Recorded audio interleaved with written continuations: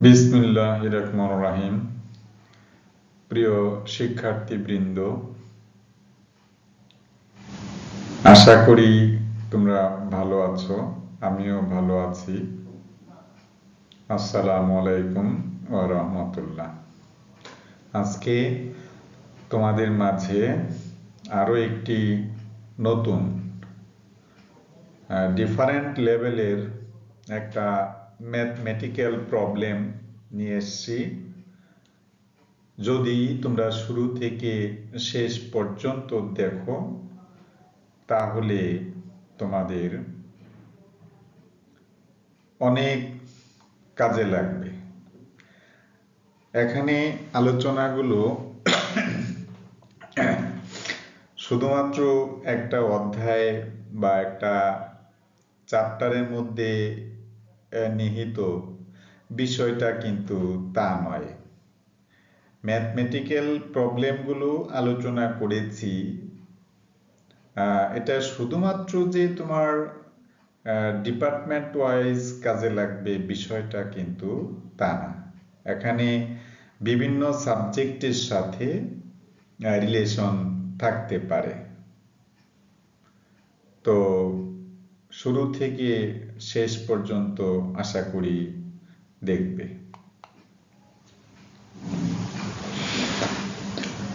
যদি কোনো প্রবলেম হয় অবশ্যই হোয়াটসঅ্যাপ এই নাম্বারে যোগাযোগ করবে।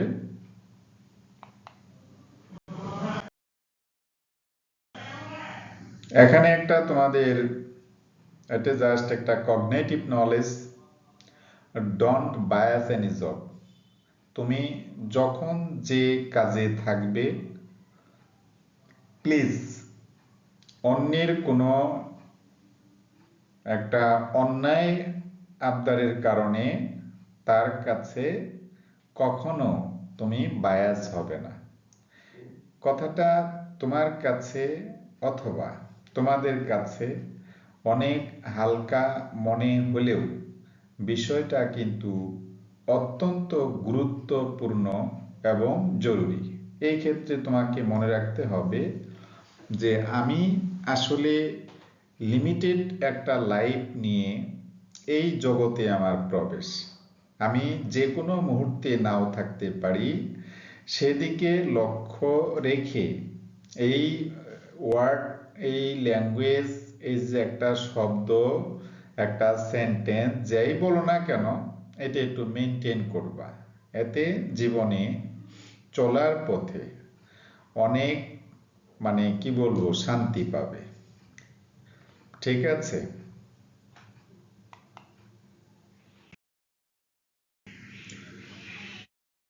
তো যারা বিবিএ অনার্স ফার্স্ট ইয়ারে আছো, department of accounting management marketing and finance, তাদের জন্য প্রিন্সিপালস অফ ফিনান্স থেকে আমি যে অধ্যায়টি নিয়েছি, দীর্ঘদিন যাবৎ এটা চলছে। এরপরে আমি ইনশাল্লাহ আরো 2-1টি লেকচার নিব এখানে।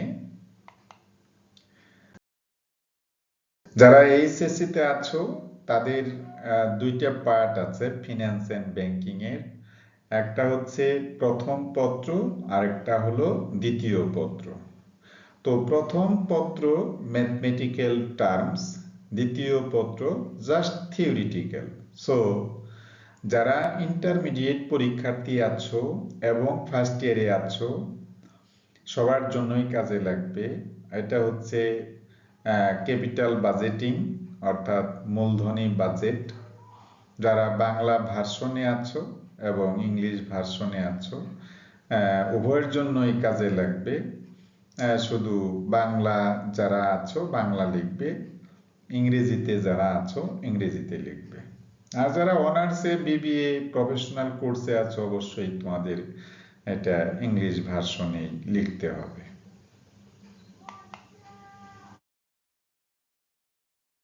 তো আজকে হচ্ছে ক্যাপিটাল বাজেটিং এ 9 নম্বর লেকচার চলছে। তো আজকের যে ম্যাথমেটিক্যাল প্রবলেমটা নিয়েছি সত্যি এক্সেপশনাল। খেয়াল করো, ডিফারেন্ট ম্যাথমেটিক্যাল প্রবলেম এখানে বলা আছে এ কোম্পানি দেখো can make investment at the beginning of year 1. The following information is available related to the project. Initial investment টাকা 7,000। প্রিয় শিক্ষার্থীবৃন্দ, এই সম্পর্কে আমি অনেকবার বলেছি। তোমাদের কারো কি জানা আছে? Thank you. ইনিশিয়াল ইনভেস্টমেন্ট হচ্ছে আসলে এটা এনসিও মানে NEET cash outlay, initial investment মানে বিনিয়োগ, যে পরিমাণ অর্থ আমাদের প্রতিষ্ঠান থেকে আমরা বিনিয়োগ করেছি। প্রজেক্টেড নেট ইনকাম এখানে বলা আছে আফটার ডিপ্রিসিয়েশন এন্ড ট্যাক্সেস। তাহলে প্রজেক্টেড নেট ইনকাম ডিপ্রিসিয়েশন বাদ দেওয়ার পরে দেওয়া আছে এবং ট্যাক্স বাদ দেওয়ার পরে আছে। তো এখানে কি লেখা আছে? এন্ড অফ ইয়ার 1 টাকা 2,250, এন্ড অফ ইয়ার 2 টাকা 2,250, এন্ড অফ ইয়ার 3 টাকা 1,250। The life of each project estimated to be 4 years with no salvage value. The cost of finance is given to be 10%. অর্থাৎ এটা হলো cost of capital, that means discounting factor অথবা কেউ বলে PB factor. তা PB of টাকা 1 to be related at the end of each year at 10% per annum is given below. এখানে প্রথম বছর, দ্বিতীয়, তৃতীয় এবং চতুর্থ বছরে পিভি ফ্যাক্টর যেটা আছে 0.901 এনে বলেই দেওয়া আছে, 0.83, 0.75, 0.68। এটা হচ্ছে as per given in the question. এখানে কিন্তু আমাকে আলাদাভাবে নির্ণয় করার কোনো প্রয়োজন নাই।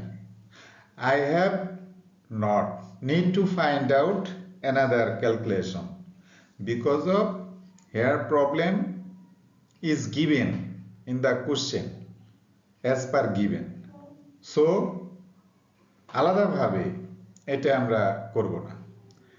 Calculate net profitability index NPI. গত ক্লাসে আমি করেছি পিআই মানে প্রফিটেবিলিটি ইন্ডেক্স, জাস্ট মুনাফা সূচক।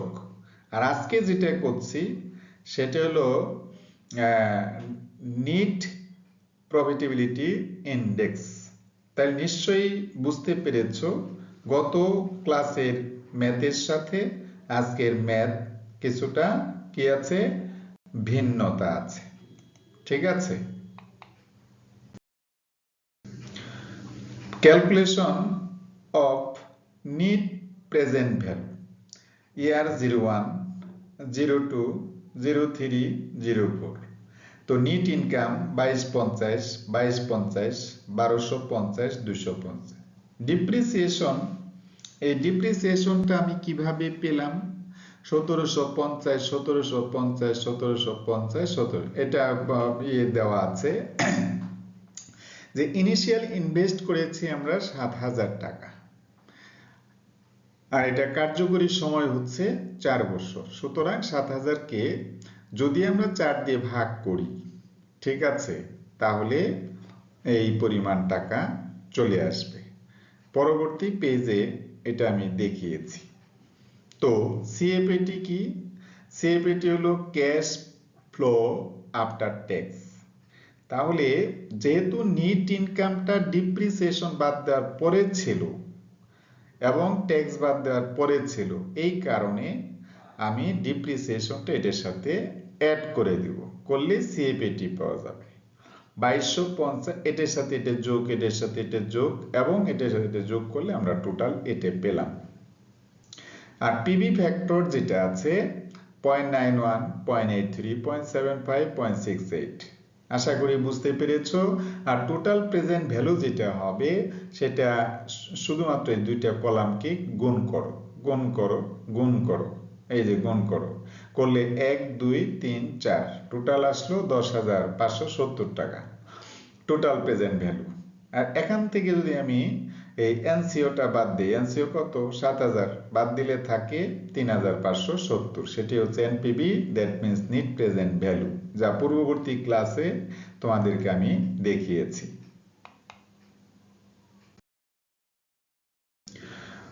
এখানে একটা নোট দিয়েছি জাস্ট ডিপ্রিসিয়েশনের, ওই যে আগেই বললাম আমার ইনিশিয়াল পেমেন্ট ছিল কত? 7,000 টাকা ছিল। ইনিশিয়াল পেমেন্ট ছিল 7,000, আর এস্টিমেটেড লাইফ হচ্ছে 4 ইয়ার্স, তাহলে 1750 পার ইয়ার। এবার নিট প্রফিটেবিলিটি ইন্ডেক্স, এটার নিট প্রফিটেবিলিটি ইন্ডেক্সের সূত্র যেটা net present value initial investment into 100। তো নিট প্রেজেন্ট ভ্যালু কত পেয়েছি? 3,570, আর ইনিশিয়াল ইনভেস্টমেন্ট 7,000 ইন্টু 100 কত পার্সেন্ট হলো? 51%। ঠিক আছে, এখন যদি আমি পরবর্তী পেজে যাই, দেখো এখানে profitability index, that means PI. তো পিআই এর একটা সূত্র আমি গত ক্লাসে পড়িয়েছি। এখানে পিআই সূত্র হলো পিভি অফ ক্যাশ ইনফ্লো আর পিভি অফ ক্যাশ আউটফ্লো। তো পিভি অফ ক্যাশ ইনফ্লো হলো 10,570 টাকা, আর পিভি অফ ক্যাশ আউটফ্লো হচ্ছে যা 7,000 টাকা। এটাকে এটা দিয়ে ভাগ করি, 100 দিয়ে গুণন করি, টোটাল কত আসছে? 151% আসছে। তো এনপিআই চাচ্ছি, এনপিআই মানে হলো এই যেটা যে নিট প্রফিটেবিলিটি ইন্ডেক্স। তো এটার সূত্র কি? P1, P1 মানে হলো পিআই হচ্ছে প্রফিটেবিলিটি ইন্ডেক্স। তো এই প্রফিটেবিলিটি ইন্ডেক্স এখানে আছে কত? 151। তো এই যে 151, আর 100% বাদ গেলে থাকে 51, তার মানে আগেরটার সাথে সিমিলার আছে। এটার নামই হচ্ছে profitability index, that means PI. তাহলে শিক্ষার্থীবৃন্দ একটু খেয়াল করো, মানে এক একটা দিন এক এক ধরনের ম্যাথমেটিক্যাল ক্যালকুলেশন এখানে করা হচ্ছে। সুতরাং যারা ইন্টারমিডিয়েট লেভেলে আছো, শুরু থেকে শেষ পর্যন্ত যেহেতু আমি বাংলায় বলেছি, যদি একটু মনোযোগ সহকারে দেখো আমার মনে হয় কোনো প্রবলেম হবে না। আর যারা বিবিএতে এবং প্রফেশনাল লেভেলে আছো তাদের তো মেধা অনেক প্রখর, তারা অতি সহজেই বিষয়টা বুঝতে পারবে। সো যদি তোমাদের ভালো লাগে অবশ্যই লাইক, কমেন্ট এবং শেয়ার করবে।